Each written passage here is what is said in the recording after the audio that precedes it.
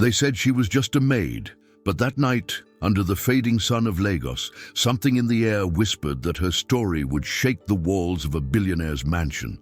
The wind carried the scent of rain and secrets, and before the night was over, one man's heart and legacy would never be the same again. Before continuing, subscribe to the channel, leave a like, and tell us in the comments where you are following us from. Amara stood before the towering iron gates of the Obiagu estate, her palms sweaty around a worn envelope that carried her last hope, a recommendation letter already smudged from tears and dust.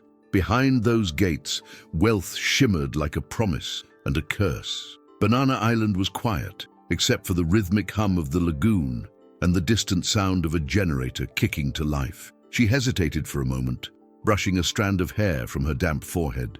Her reflection glimmered faintly in the polished metal, and for a split second she thought she saw another face beside hers. A woman in white, pale and silent, watching.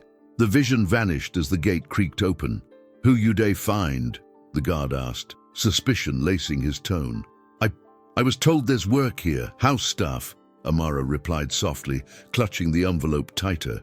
Inside, the mansion glowed like a lantern in the dusk, every window alive with light, every shadow whispering of something unspoken.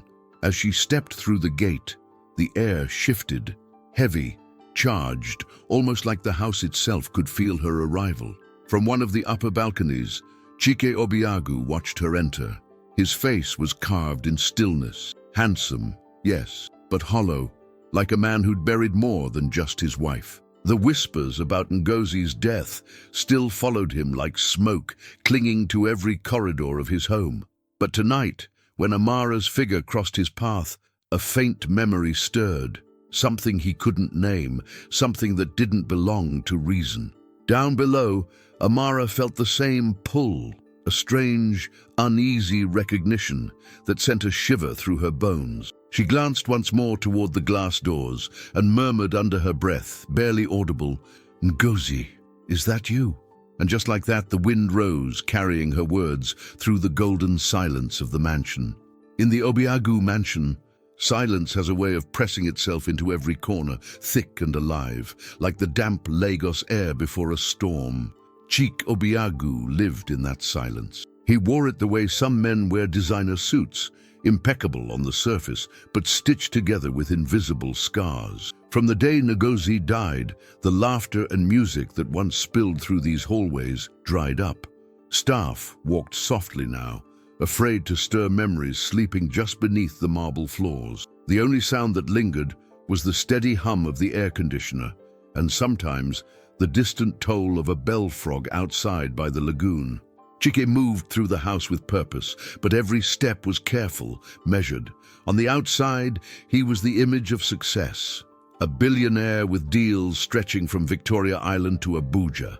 A man who could command a room with a nod. Yet within these walls, he was simply a man, haunted by the ghost of a woman who had left too many questions behind. He rarely spoke to the staff, preferring a nod or a brief instruction. His mornings started before sunrise, coffee black, reports on the dining table, always with the curtains pulled wide so he could look out at the city's restless lights fading into day. His eyes would pause at the gates, as if searching for a sign or a memory he could never quite reach.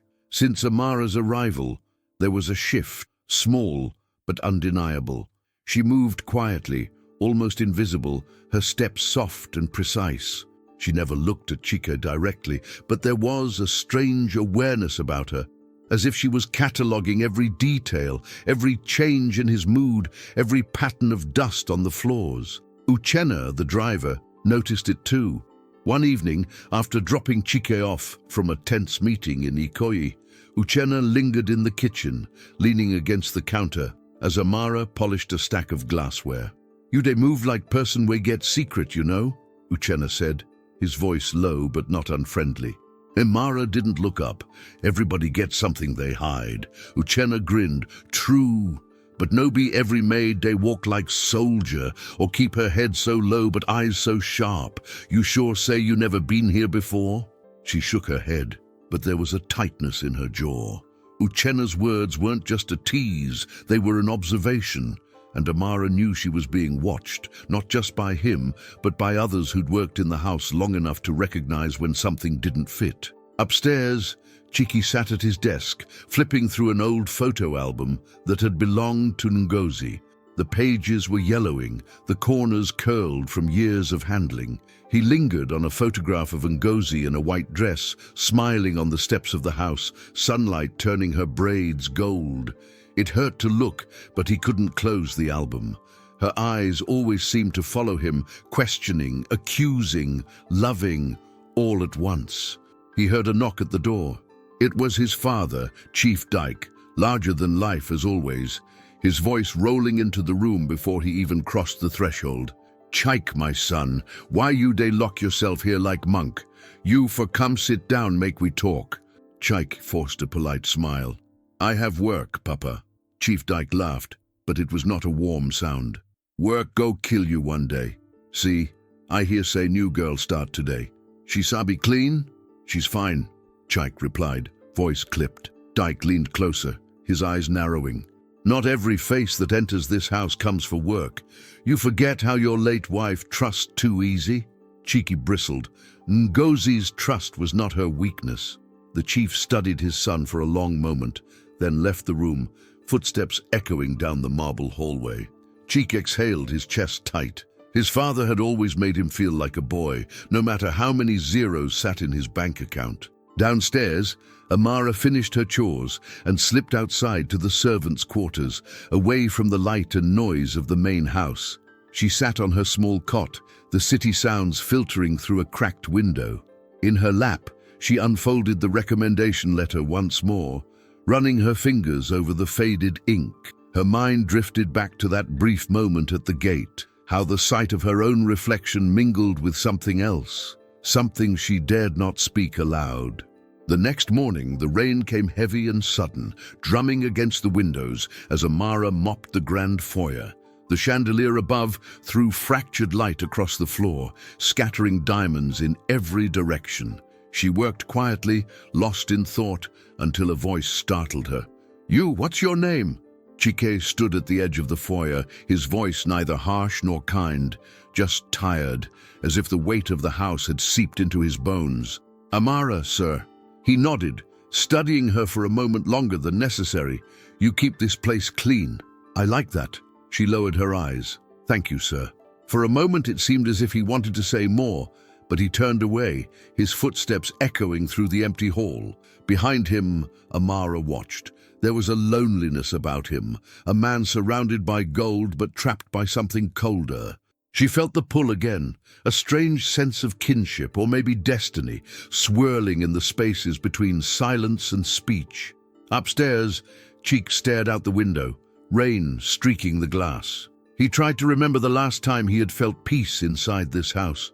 Even with all his wealth, there were things he could not buy back: time, forgiveness, the truth about Ngozi. The staff went about their work, careful not to disturb the balance that had settled after so many storms. But beneath the surface, something was shifting, the old wounds of the mansion stirring with the arrival of a new soul. Cheek knew it. Amara sensed it too. And outside, as thunder rolled across the lagoon, the past crept ever closer, patient as the night. O ChatGPT dice, night in the Obiagu mansion had its own heartbeat. When the lights went low and the staff retreated to their corners, shadows crept through the wide corridors, pressing against the gold-framed mirrors and polished floors. It was during these hours that the house felt most alive, holding secrets tight in its chest, refusing to let the past rest easy. Amara was used to darkness. In the village, you learned to listen to what night didn't say, yet here every footstep on marble, every creak of wood, seemed charged with questions she could not ask. Her routine had become muscle memory.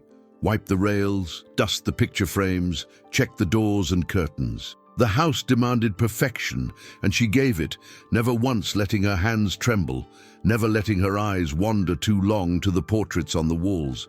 But tonight, something was off. As she moved through the east wing, her ears picked up a sound, so soft she thought at first it was the wind, a gentle humming drifting on the air, sweet and broken like a lullaby half remembered. The melody carried pain and longing, and something that pulled at Amara's chest until her breath caught. She paused beside a row of ancestral masks, her heart hammering. The song wasn't from the staff quarters. None of the maids knew that tune. She turned slowly, drawn as if by invisible hands, down a hallway she had only cleaned in daylight. It led to the old piano room, a place the staff whispered about but rarely entered. The door was slightly ajar, and the sound grew clearer as she approached. Inside, the room was bathed in shadow and moonlight. The grand piano stood silent, keys gathering dust, yet the air around it shimmered with memories. Amara stepped in, her shoes sinking into the thick rug, her hands clenching at her sides.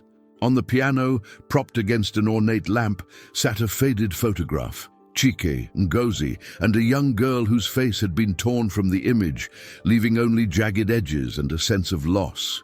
Amara's mouth went dry. She reached for the photograph, fingertips grazing the torn paper. The edge matched the scar that ran across her wrist, a reminder of a fire, a night she could never forget. She stood there, frozen, the past and present weaving together in her mind. The lullaby faded, replaced by the soft ticking of a clock somewhere down the hall. Suddenly the air shifted. Amara sensed someone watching. She turned, expecting to find Chike, but the doorway was empty. Only the moonlight spilling across the floor and the sound of her own breath kept her company. She slipped the photograph back onto the piano, careful not to disturb anything else. As she stepped out of the room, she glanced once more at the keys, remembering the way Ngozi used to play, her fingers nimble, laughter bubbling up after every song. Amara closed the door quietly behind her. As she moved through the house, the weight of the secret pressed down on her. She knew she should have ignored the humming, pretended not to see the photograph, but the truth was never content to stay buried. Back in her small quarters, Amara unwrapped her wrist, tracing the scar with gentle fingers. She remembered her mother's screams, the roar of flames, the way she had clutched a blood-stained necklace and run into the night. And in that memory, she saw a face, Chief Dyke, standing by the burning house, his silhouette sharp against the fire. She closed her eyes, trying to push it away, but the images clung to her. Elsewhere in the house, Chike sat at his desk, restless. The storm from the night before lingered, making the windows rattle. He found himself thinking about Amara, the way she moved through his world, like she belonged and didn't belong at the same time. There was something about her that reminded him of Ngozi, but not just in the face or the way she held herself. It was deeper, like a familiar ache you carry and can never explain. Downstairs, Uchenna locked the main doors and did his rounds. The driver always made it his duty to keep an eye on the new staff, but Amara puzzled him. He had seen her staring too long at the family portraits, standing a little too still in the places where nobody lingered. He wondered if she was searching for something or someone, but thought it wiser not to ask. In the blue quiet before dawn, Amara finally slept. Her dreams were thick with music and smoke, laughter twisting into screams, and a voice whispering her name over and over. When she woke, the sun was barely rising over the lagoon. She dressed quickly, hiding the photograph's memory deep inside. She told herself she could endure this house. She would find her answers, no matter how many ghosts she had to face. In the stillness just before dawn, Amara's mind drifted to another world, one where Lagos was just a rumor, and the only light came from kerosene lamps swinging outside her mother's hut. It had been years since the fire, but memory has a way of clinging to skin, no matter how far you run. She could still feel the scorch of flames on her back, the way her lungs burned with smoke as she sprinted through the bush, clutching the blood-stained necklace that would haunt her forever. Her family's compound had stood at the edge of Enugu, near a tangled grove where children played hide and seek, and the elders gathered beneath the udala tree. Amara's mother was the pride of the village, a woman whose voice carried hope and whose hands could heal bruised knees or broken hearts. Her father had vanished when Amara was just a baby, leaving her mother to raise two daughters alone. Ngozi, the eldest, was clever and bold, always defending Amara from taunts and teaching her songs to quiet the thunder. Those were days thick with laughter, evenings thick with palm wine and shared dreams. That changed the year the land dispute began. At first it was whispers in the market, then angry men standing at the crossroads, arguing about boundaries and tradition. The Obiagu family, with their deep pockets and city lawyers, arrived in convoys, black SUVs rolling up the red clay roads, men in crisp suits shaking hands with the chiefs.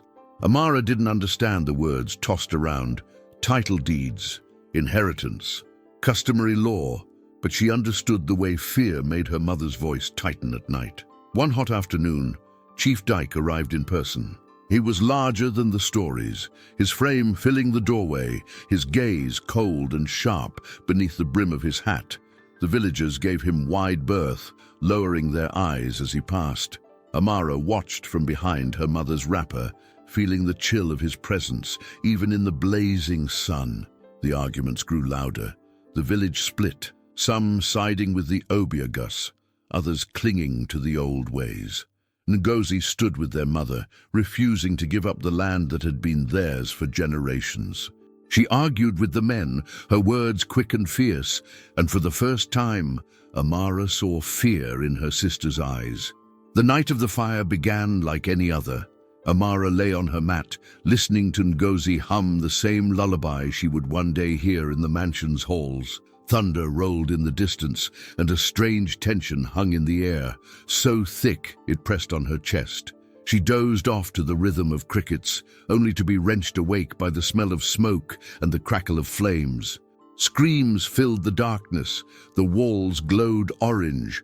Ngozi dragged her out of bed, shoving the necklace into her palm. "Run, Amara! Don't look back!" her sister shouted, her voice sharp with panic. Their mother's scream cut through the night, followed by the crash of a roof collapsing. Amara stumbled into the yard, coughing and blinded by heat. She saw Chief Dyke's silhouette framed by the burning house, his white agbada catching the fire's light. His eyes locked on hers for a moment, dark, hard, unreadable. Then he turned away, shouting orders to men who carried jerry cans and machetes. Amara ran until her legs gave out. The bush swallowed her, the sound of fire and screaming fading behind her as she pressed the necklace to her chest and begged her ancestors for mercy. When morning came, the house was nothing but ash and twisted tin.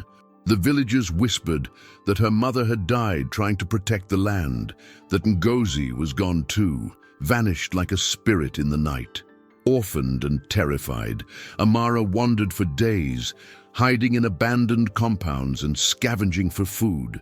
She kept the necklace hidden, its chain sticky with dried blood, afraid someone would recognize it and ask questions she couldn't answer. Hunger and grief made her feverish, but she clung to memories of her mother's voice and Ngozi's laughter, letting them carry her through the worst of those empty days.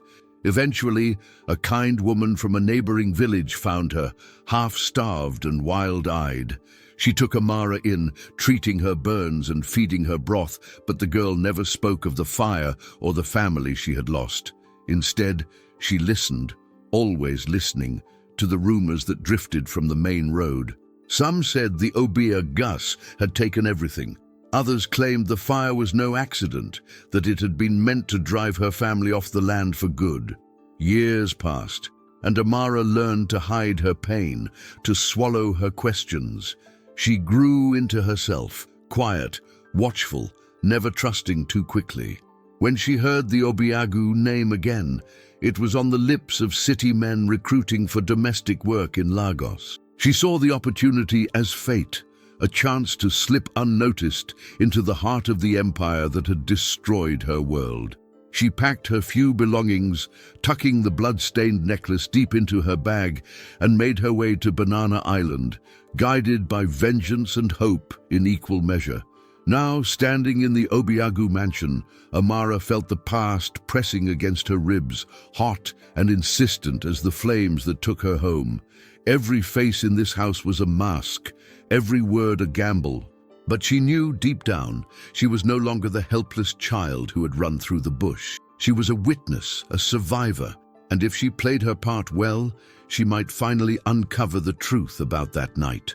The truth that Chief Dyke had tried to bury in ash. The days at the Obiagu mansion settled into their strange rhythm, a delicate balance of silence and routine, broken only by the occasional sound of laughter drifting up from the kitchen or the distant honk of a car on Banana Island's quiet streets. Amara moved through the house like a shadow, doing her work with quiet diligence. But as the rainy season deepened, the air inside the mansion began to shift, charged with a tension neither she nor Chiki could ignore. One evening, a heavy storm swept across Lagos, rain battering the tall windows and thunder rolling in like the voice of the ancestors. The lights flickered, then went out, plunging the mansion into darkness. In the hush that followed, Chike found himself in the study, caught between old memories and the present moment. He stared at a painting of Ngozi on the wall, her eyes alive with a warmth he had not felt in years. The sudden quiet unsettled him, making the room feel too large, the shadows too deep. He heard footsteps in the corridor, soft, measured, not in a hurry. Amara appeared at the door, a single candle burning between her palms. The glow painted her face in gold, flickering across the planes of her cheekbones and catching the tired lines around Chiki's eyes. For a moment he watched her without speaking, searching for the right words. "Sir, I brought you this. The generator. Uchenna says it may not come up till morning." Her voice was low, careful not to disturb the heaviness that always settled in the study after sunset. Chiki accepted the candle, his fingers brushing hers. The touch lingered just a heartbeat too long, neither of them quite willing to let go. "Thank you, Amara," he said, and it struck him how seldom he used her name. She nodded, ready to leave, but he stopped her with a quiet question. "How do you feel about storms?" Amara glanced out the window, watching the lightning cut across the lagoon. "I used to be afraid of them when I was small. My sister would sing to drown out the thunder." Her voice wavered, the truth slipping through before she could catch it. Cheek set the candle on his desk, watching the way the flame danced in the draught. "You remind me of someone I used to know," he said softly, his gaze distant. "Someone who was never afraid to speak her mind even when the world wanted her quiet." Amara's lips curved in a sad smile. "Maybe it's easier to be brave when you have nothing left to lose." Cheek met her eyes, and in that silence, something shifted. The grief that had built its fortress around his heart loosened its grip just for a moment. He wondered how much of himself he had buried with Ngozi, and whether it was possible to feel alive again after so much loss. The storm raged on outside, the candlelight flickering as the wind pressed against the glass. Cheek found himself wanting to ask Amara more about her family, her life before the mansion, the scar on her wrist he had glimpsed one morning as she reached for a tray. But the words tangled on his tongue, held back by habit and pride. They stood together in the glow of that single flame, two souls bound by secrets neither dared to name. Amara's presence was steady, grounding. For the first time in years, Chike felt a sense of calm, a fragile comfort he tried to hold on to as long as he could. Downstairs, Uchenna moved through the darkened hallways, flashlight beam bouncing from painting to painting. He paused outside the study, listening to the murmur of voices. He shook his head with a half smile. Something was changing in that house, and he wasn't sure whether to welcome it or worry. Later, after Amara left the study, she made her way to her room, candle held close against her chest. She sat on the edge of her cot, listening to the rain drum its steady rhythm on the roof. Her mind wandered to her sister, to her mother's laughter, to nights in the village when storms meant gathering together for warmth and safety. She pressed the necklace she kept hidden against her skin, whispering a prayer to those she had lost. Chiki lingered in the study long after Amara was gone, staring at the candle's shrinking flame. He remembered Ngozi's voice, the way she filled every space with life and light. He let himself grieve, quietly, hoping the storm would wash away just a little of his sorrow. The mansion was quieter than usual that night, the rain drowning out even the echoes of the past.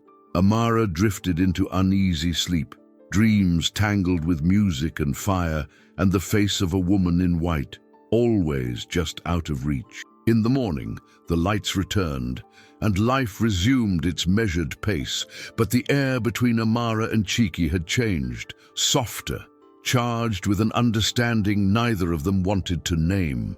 They moved through the house with new awareness, the memory of candlelight and thunder lingering between them, promising that even in a world built on pain and secrets, a gentler truth might still be possible. The days grew heavier in the Obiagu mansion, as if the very walls could sense that the truth was coming for them.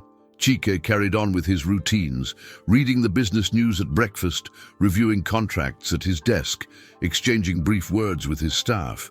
Yet every time Amara entered a room, it was like a silent ripple passed through the house, a tension that neither of them could name, but both could feel. Amara had learned to read every detail around her, the way Chika's hands trembled slightly when he thought no one was watching, the forced cheerfulness of the maids, the way Chief Dyke's voice grew sharper whenever her name was mentioned. Uchenna watched too, keeping his observations to himself, but Amara saw the question in his eyes. One evening, as the sun set over the lagoon, Amara was polishing the brass handles of the main staircase when she heard footsteps behind her. She straightened, spine rigid, as Chief Dyke's presence filled the hall. He looked her up and down with a gaze that lingered just a little too long. "So you are the new girl," he said, his voice low, rich with suspicion. "Where are you from?" Amara kept her head bowed, replying softly, "Enugu, sir." Dyke grunted, a flicker of recognition in his eyes quickly hidden. He stepped closer, lowering his voice. "Be careful, girl. This house remembers everything, even things you think are dead and buried." As he walked away, Amara's hands shook, but she forced herself to keep working. She moved like nothing had happened, but inside, fear twisted with anger. The past was never as far away as people like to think. Later that night, unable to sleep, Amara wandered the quiet corridors, listening for the lullaby that sometimes haunted the halls. She ended up in the small sitting room near the back of the house, a space rarely used by anyone but herself. Here, she let herself breathe, the air thick with old dust and forgotten dreams. She took out the blood-stained necklace, running her thumb along the metal. It was Ngozi's. She was sure of it. Amara remembered how her sister had worn it always, a talisman against the world's cruelty. Now it was hers, the last piece of her old life, the key to everything she had lost. She knew she could not stay hidden forever. Chief Dyke would not rest until every secret was rooted out, every threat to his legacy eliminated. Amara's heart pounded as she thought of Ngozi, of the night the fire stole her family, of the look in Dyke's eyes when he saw her run. The necklace burned against her palm, heavy with unfinished business. Morning brought no comfort. The mansion bustled with preparations for a business dinner, guests arriving in expensive cars, laughter echoing down the driveway. Amara kept to her duties, keeping her eyes low and her ears open. In the kitchen, the cooks gossiped about the Obiagu Empire, about rumors of bribes, missing money, threats disguised as gifts. The staff spoke in hushed tones, but Amara pieced together every word, storing them away like clues. During the dinner, Amara served drinks in the main hall, moving between clusters of guests, careful not to draw attention. At the head of the table, Chike played the role of gracious host, but his eyes followed Amara with a mixture of confusion and curiosity. Something about her unsettled him, a reminder of things he had tried too hard to forget.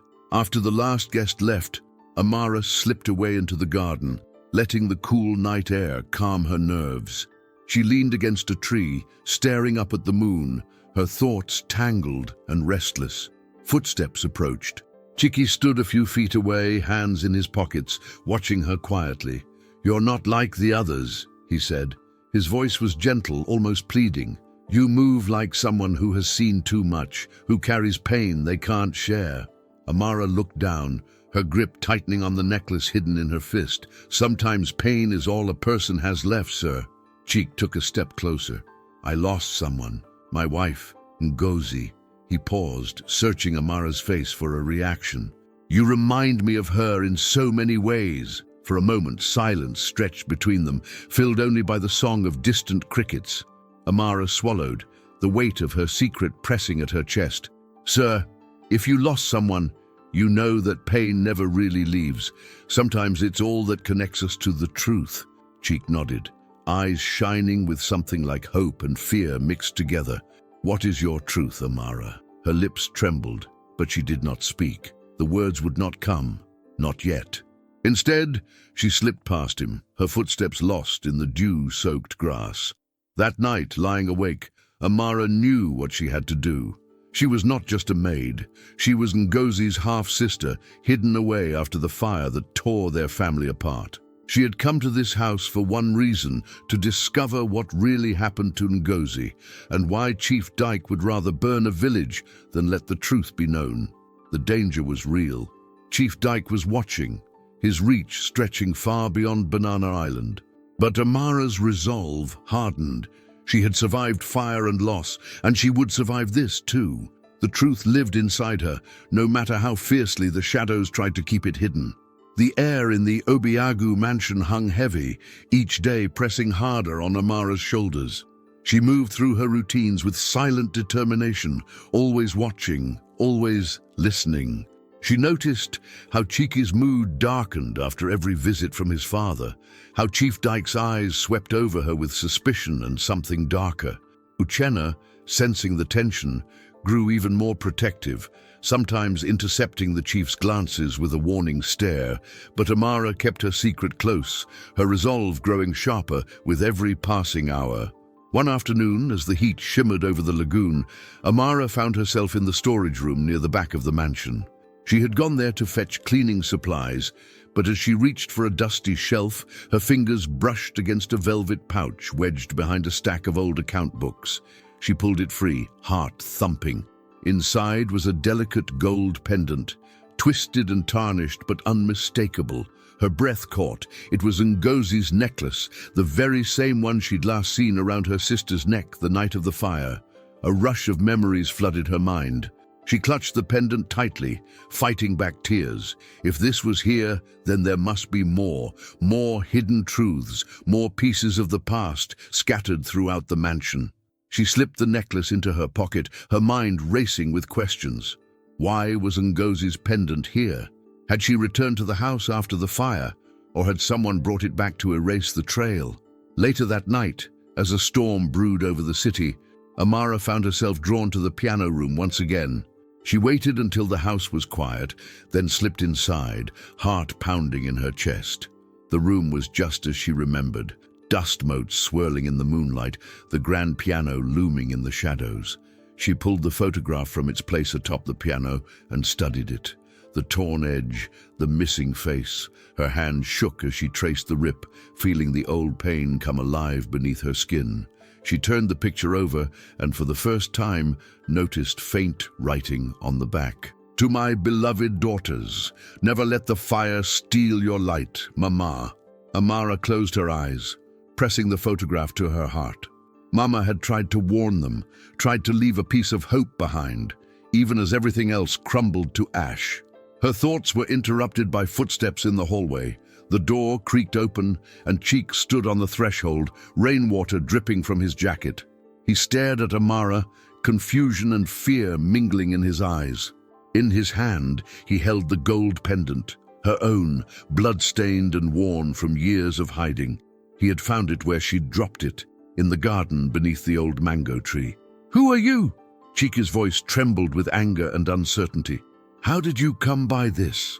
Amara's hands clenched at her sides. Thunder rattled the windows, casting strange shadows across the room.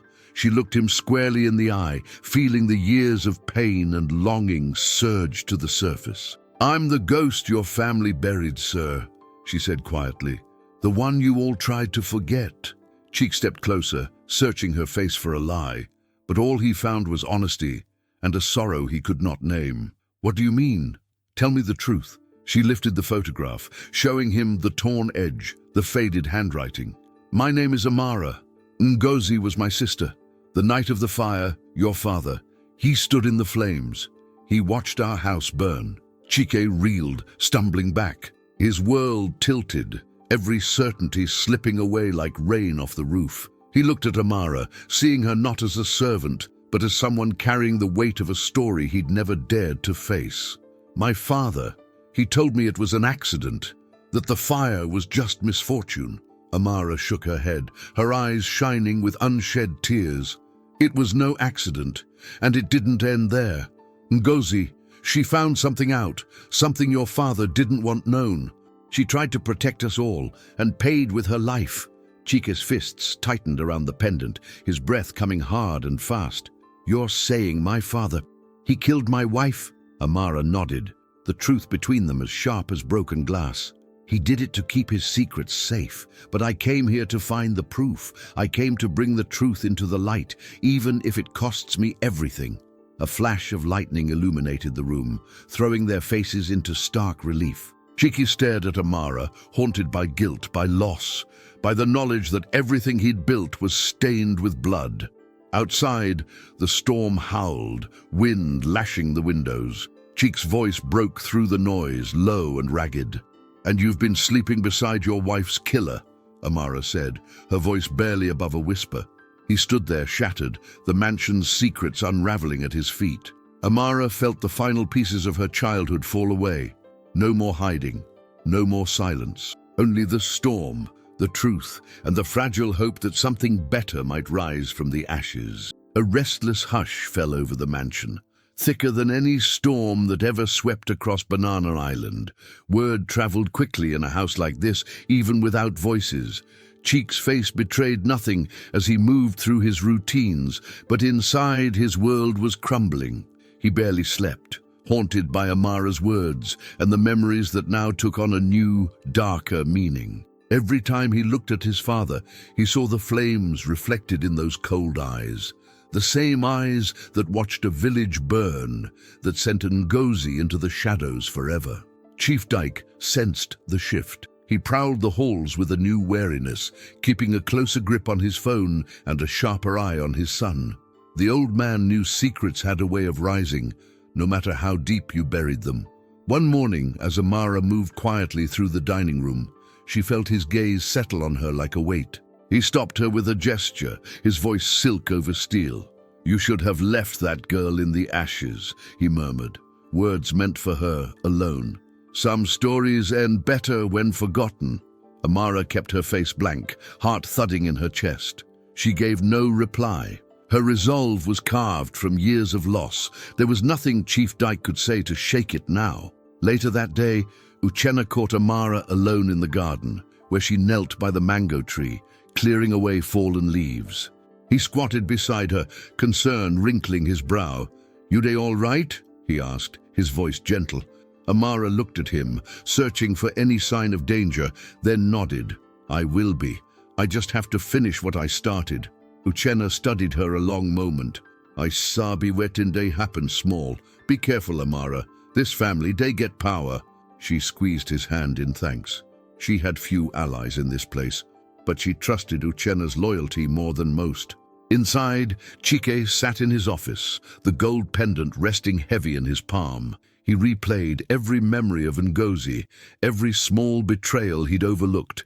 Every time his father's shadow fell too long across his life, he opened a locked drawer, pulling out a stack of old ledgers and correspondence his father once made him keep.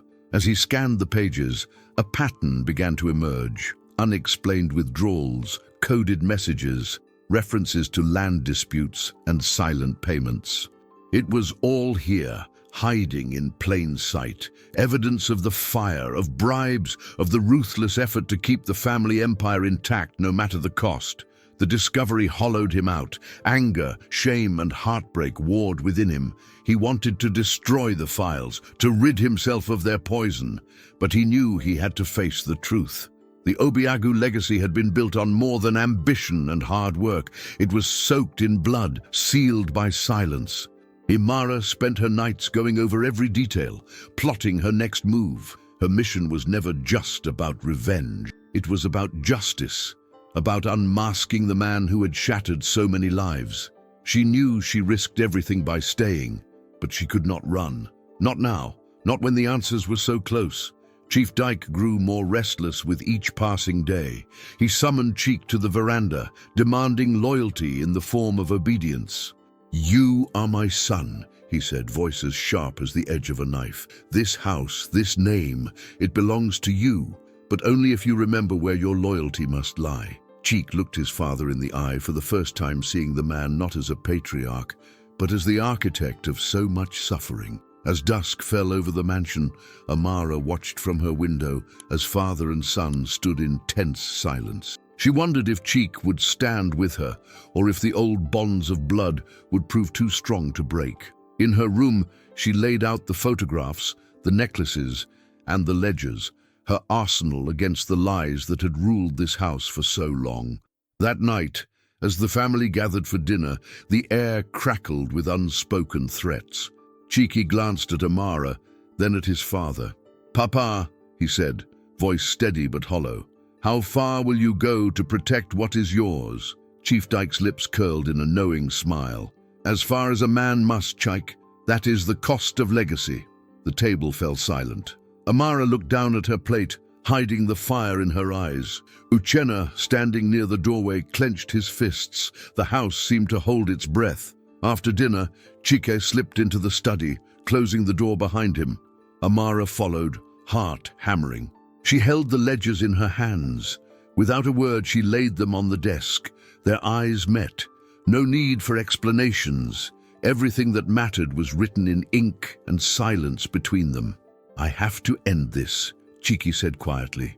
"For Ngozi, for you, for all of us." Amara nodded, pride and sorrow mingling in her gaze. "We do it together." Outside, the wind rose, rustling through the palms. Chief Dyke watched the lights in the study from the veranda, suspicion etched deep into his face. He was a man surrounded by power, but now even he could feel it slipping from his grasp. Blood and loyalty, truth and betrayal.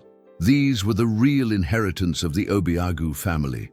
And now, at last, the reckoning was at hand. A restless energy hung over the Obiagu mansion as dusk melted into night.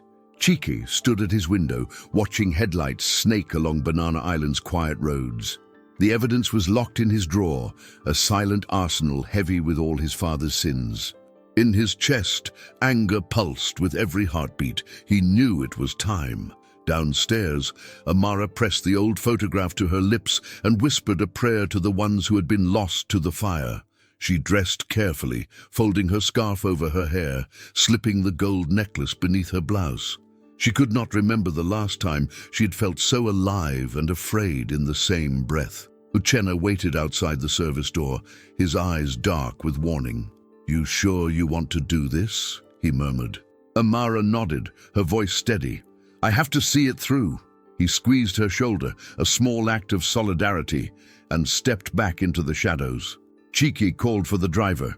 "We're going to Enugu," he said, voice cold as steel. "Tonight." Uchenna drove through the night, headlights slicing through rain and red dust. Chika silent in the back seat, the ledgers clutched tightly in his hand. Amara watched the city fall away, the past drawing closer with every mile. The ancestral home loomed up out of the darkness, all iron gates and carved wooden doors, its walls thick with history and regret. Chief Dyke was waiting, seated at the head of a long table in the hall, the room lit only by the flicker of old lanterns. Around them, ancestral masks stared down in silent judgment, the eyes hollow, the mouths carved in perpetual warning. "Why have you come?" Dyke asked, his voice echoing against the walls. "You bring outsiders to my house." Chike laid the ledgers on the table with a thud. "These are your legacy, Papa. Blood and fire, bribes, the land you stole, the life you destroyed. You thought you could bury the truth, but it followed us here." Dyke's gaze swept over Amara, a storm brewing in his eyes. "You," he hissed, "the girl who ran from the flames. I warned you, some things should stay buried." Amara stood tall, refusing to bow. "You burned my family for greed. You killed Ngozi to protect your empire. Tonight the lies end." Dyke rose from his chair, his movements heavy with age and fury. He drew a pistol from beneath his wrapper, hands steady as stone. "You think you can judge me? Everything I did was for this family. For you, Chaiki, for your future. Chaik stepped between Dyke and Amara, defiance shining in his eyes. Your future is built on ash. I will not carry your sins any longer. Dyke's hand shook, but he kept the gun trained on them. You are nothing without me, boy. Without my name, my power. What are you? Amara took a step forward, her voice trembling but clear. We are survivors, and tonight we choose truth over fear. The ancestral masks seemed to watch with bated breath as thunder rattled the windows. Uchenna, silent until now, slipped behind Dyke, ready to intervene. Dyke's finger tightened on the trigger. Cheeky reached out, his voice calm. You took everything from us, Papa. Your own son, your blood. Dyke's eyes flashed with something close to sorrow, but it was gone in an instant, replaced by cold determination. The shot rang out, deafening in the narrow room. For a heartbeat, no one moved. Smoke drifted in the lantern light. Amara gasped, expecting pain, but found herself unhurt. Dyke stumbled backward, the pistol clattering to the floor. Uchenna rushed forward, wrestling Dyke to the ground as Chike pulled Amara into his arms. Dyke's breathing was ragged, fury and grief etched across his face. You betray your blood for her, for a servant? He spat, struggling in Uchenna's grip. Chike knelt by his father, voice low. I betray no one. I choose what is right. Dyke's strength ebbed, the fight draining from him. The Empire will fall, he whispered. You have no idea what you've done. Amara looked into the old man's eyes, unflinching. Let it fall, if it means the truth can live. The sound of sirens echoed in the distance. Someone had called the police. Uchenna stepped away, his hands shaking. Chike stood, gathering the evidence, the ledgers, the photograph. It's over, Papa. Dyke sagged, broken, his empire already crumbling in the dark. The police stormed in, faces grim, and led Dyke away in handcuffs, his eyes never leaving his son. Outside, rain began to fall, gentle and steady, washing away the old blood that stained the earth. Chike turned to Amara, his voice hoarse. You're free now. The past cannot hold you any longer. Amara nodded, tears mixing with the rain on her cheeks. Uchenna joined them, relief softening his features. Together, they stepped into the dawn, leaving the house of secrets behind. The ghosts of the past lingered, but in the new light they were just shadows, fading as the sun climbed over Enugu's red roofs. Ochat GPT dis. A pale sun climbed slowly over Enugu, casting gold across the battered courtyard and ancient walls of the Obiagu ancestral home. The storm had passed, leaving the air washed clean and cool, as if the very earth was grateful for the release. Amara stood by the cracked stone steps, the mansion's outline rising behind her, a place that had once been fortress, prison, and grave. She breathed in the morning, felt the heaviness in her bones begin to lift, the ache of so many years easing in small, surprising ways. Inside, police moved through the hallways, quiet but efficient, cataloging evidence, speaking in hushed tones out of respect for the legacy now exposed. The ancestral masks that watched over generations of Obiagu sons seemed almost relieved, their carved eyes less accusing in the soft morning light. Uchenna moved among them, gathering Amara's few belongings into a cloth bag. His face, usually drawn with worry, wore a kind of tentative peace. He handed her the bag, squeezing her shoulder with the affection of a brother. You strong, Amara, stronger than most men I know. Amara smiled, a real smile, not the careful mask she had worn since the day her world burned. Thank you, Uchenna, for standing by me, for believing when you could have turned away. Uchenna shook his head, blinking against the sun. Family know always blood. Sometimes is just who choose to stay when the fire comes. He stepped aside, letting her face the house one last time. Chike was waiting on the balcony, looking out over the lagoon that shimmered in the fresh light. His shirt was wrinkled, his eyes red-rimmed but clear. He watched Amara approach, heart heavy but no longer afraid of the weight. He turned as she drew near, silent at first, searching her face for any sign of regret or anger. She stopped beside him, hands folded. For a long time, neither spoke, their silence rich with all the words they had never dared to say. Chica finally broke the quiet, his voice raw and uncertain. "You could have destroyed me, Amara. You could have used what you knew to tear everything down." She shook her head, gentle but firm. "I came to destroy lies, not people. I wanted to end what killed my mother, what killed Ngozi, but not at the cost of another soul." Chiki turned away, gripping the railing until his knuckles turned white. "All my life I thought strength meant protecting the family name, no matter what it cost. I see now that strength is in letting the truth stand, even if it leaves you with nothing." Amara touched his arm, her fingers warm, forgiving. "You chose the truth, Cheek. That's more than many men with your power would ever do." But down in the garden, Uchenna whistled softly as he watched the two from below, content to let them have their moment. The neighbors, already gathering near the gates to gossip, watched the house with new eyes. Some whispered of curses broken, others of the end of an era. Amara did not care for their words. She was done living in the shadows of other people's stories. She looked out over the city, thinking of her mother and Ngozi, of all the nights she had dreamed of vengeance and found only grief. The ache was still there, but softer now, threaded with hope. "I think I will go home for a while, back to the village. There is land that must be healed, people who will need to know what happened." Cheek nodded, understanding deeper than words. "You are always welcome here, Amara.